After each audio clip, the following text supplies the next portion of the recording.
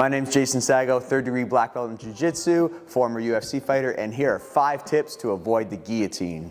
Number 1, you have to set it up. If I don't use distractions, he could see it coming. So when I change my levels, I shoot in for the guillotine, he wraps it, he gets the tap, right? There was no setup. He knew exactly what I was gonna do. So instead, you should be driving their head to the mat, touching the legs, looking for the arm drags, right? Like set it up, look for those shots where you're here and then go for it. Number 2, if you're always getting guillotined, you gotta change up your attacks. There's many takedowns we can do. We're here, we can control the wrist, we can do an arm drag. Boom. Got a nice arm drag there. Other takedowns, we got our snap down from the collar tie. We could drive his head down to the mat. Boom. Other ways to take our opponent down. Many ways. If you get your underhook here, we could add a hip throw. Boom. All of those positions, your head is gonna be safe. You won't be able to get guillotined if you do those takedowns.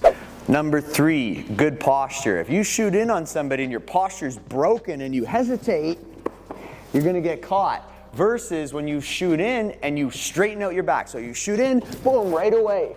If they try to wrap the head here, you can't. Shoulder doesn't allow it. Plus you can continue to cut the corner, lift up, mat return.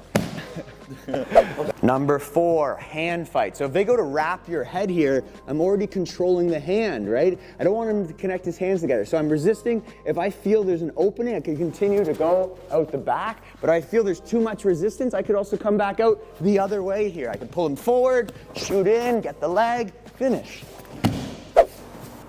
Number 5, it's really important you understand how to cut the angle. So you shot in, he wrapped the head for the guillotine.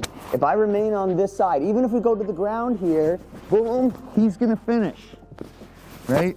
So what we have to focus on is cutting the angle. We need to get our body to the opposite side of the head. So when you shoot in, immediately I'm gonna step to the outside. That knee already got to the outside, I'm tilting his body, and then I start to run my feet.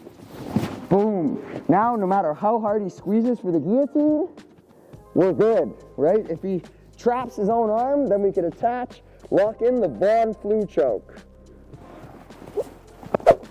When your head and body are on opposite sides, you cannot be finishing the guillotine. So no matter how hard he squeezes from this position, squeeze as hard as you want, we're still good here, right? And if they've committed their arm, we could actually use that against them. We could slide our hand under, connect our grips together in a gable grip. Then I want to get off of my knees to transfer all the weight to my right shoulder and drive my shoulder into the neck to finish for the Von Flue choke. If you want to know more about the guillotine, check out this next video. And as always, thank you for watching. Please remember to like, share, and subscribe.